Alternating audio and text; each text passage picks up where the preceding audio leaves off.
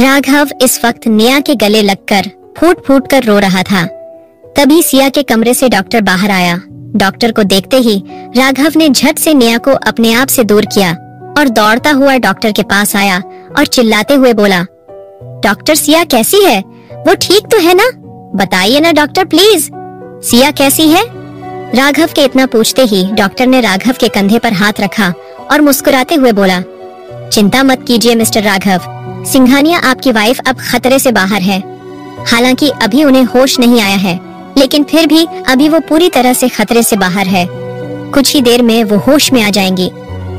Doctor के इतना कहते ही राघव खुशी के मारे उछलने लगा और हंसते हुए बोला, क्या सच में मेरी सिया ठीक हो गई doctor? Thank you doctor, thank you, आपने मेरी सिया को ठीक कर दिया। क्या मैं एक बार अपनी सिया से मिल सकता हूँ? Please doctor. राघव की बात सुनते ही डॉक्टर ने अपनी आंखों की पलकें झपकाई और मुस्कुराते हुए बोले, जी हाँ मिस्टर राघव, सिंघानिया आप अपनी पत्नी से मिल सकते हैं। मुझे पूरा यकीन है कि आपका ये प्यार देखकर उन्हें जल्दी होश आ जाएगा।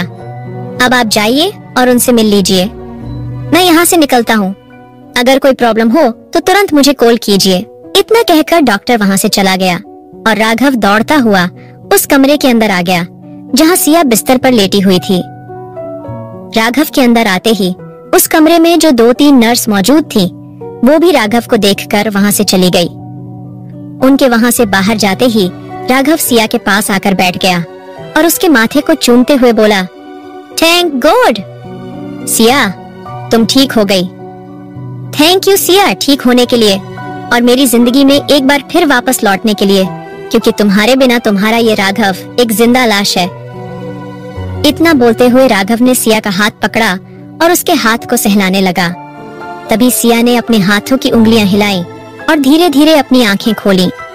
तभी अपनी आंखों के सामने राघव को देखा तो सिया ने दबी आवाज में कहा, राघव तुम ठीक तो हो ना? सिया के मुंह से अपने ठीक होने की बात सुनकर राघव की आंखों में आंसू आ गए और उसने नम आंखों से सिया की तरफ देखकर मुस्कुराते हुए कहा, तुम कैसी हो सिया? खुद मौत की सेज पर लेटी हुई हो, लेकिन फिर भी तुम्हें यह जानना है कि मैं ठीक हूँ या नहीं। चिंता मत करो सिया, मैं एकदम ठीक हूँ और जब तक हम दोनों एक दूसरे के साथ हैं, तब तक हम दोनों में से किसी को कुछ नहीं होगा। अब से हम दोनों हमेशा साथ रहेंगे, कभी कोई हमारे बीच नहीं आ पाएगा, ये मेरा वादा है तुमसे। राघव की बात सुनकर सिया उसका कोई जवाब देती, उससे पहले ही राघव और सिया की बातें सुन रही। निया ने गुस्से में अपनी मुट्ठियां भींचते हुए अपने आप से कहा, कोई तुम दोनों के बीच आए ना आए, लेकिन मैं तो तुम दोनों के बीच आ चुकी हूँ। मैं तुमसे वादा करती हूँ राघव कि जब तक इस सिया नाम की बला को तुम्हारी जिंदगी से नहीं निकाल दूंगी, तब तक मैं चैन से नहीं बैठूंगी। तुम सिर्फ मेरे हो राघव और मैं तुम्हें अपने आप से किसी को नहीं छीनने दूंगी। इधर हुकुम भानु प्रताप सिंह वीर सिंह से बदला लेने के लिए अपने आदमियों के साथ उसके गांव की सीमा पार कर चुका था, लेकिन हुकुम भानु प्रताप सिंह ने जैसे ही वीर सिंह के गांव में कदम रखा, वैसे ही सभी गांव वाले लाठियां लेकर हुकुम भानु प्रताप सिंह के सामने खड़े हो गए और उसे उसके आदमियों के साथ गांव के अंदर घुसने से रोक दिया। गांव वालों को अपने ऊपर लाठियां तानते देख हुकुम भानु प्रताप सिंह अपनी गाड़ी से उतरा और अपने दोनों हाथ जोड़कर ऊपर उठाते हुए लोगों की भीड़ को शांत करते हुए बोला, देखिए, हम यहाँ कोई खून खराबा करने नहीं आए हैं, हम यहाँ बस वीर सिंह से मिलने आए हैं और उससे मिलकर चले जाएंगे। इसलिए आप सब लोग गुस्सा करना बंद कीजिए और हमें वीर सिंह से मिलने दीजिए। इतना सुनते ही गांव वालों में से एक आदमी चिल्लाते हुए बोला, हमारे गांव की बेटी को मारकर जिंदा जला दिया और जब वो दोबारा लौट कर आई तो उस पर गोलियां बरसा दी, और अब तुम हमसे उम्मीद कर रहे हो कि हम लोग तुम्हें जाने दें ताकि तुम वीर सिंह भाई के पास जाकर उन्हें भी अपने रास्ते से हटा दो। नहीं, ऐसा कभी नहीं होगा। हम लोग अपने जीते जी तुम्हें वीर सिंह भाई के आसपास तक फटकने नहीं देंगे। उस आदमी की बात सुनकर हुकुम भानु प्रताप सिंह ने कहा, देखिए, आप लोग हमें गलत समझ रहे हैं। हमारी रानीसा को मारने में ना तो पहले हमारा कोई हाथ था और न ही अब। हम भला अपनी रानीसा को क्यों मारेंगे?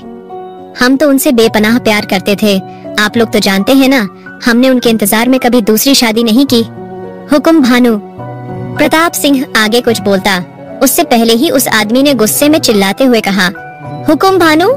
प्रताप सिंह, और कितनी शादियां करेगा तू? नंदिनी पहले से ही तुम्हारी दूसरी पत्नी थी। गलती तो हम लोगों से हुई थी जो अपनी लड़की का हाथ तुम्हारे हाथों में दे दिया, ये जानते हुए कि तुम पहले से ही शादीशुदा हो।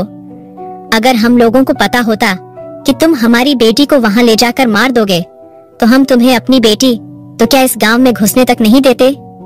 लेकिन अब जब हम लोगों को पता चल चुका है कि हमारी बेटी को तुमसे खतरा है, तो अब हम तुम्हें हमारी नंदिनी के आसपास भी नहीं फटकने देंगे।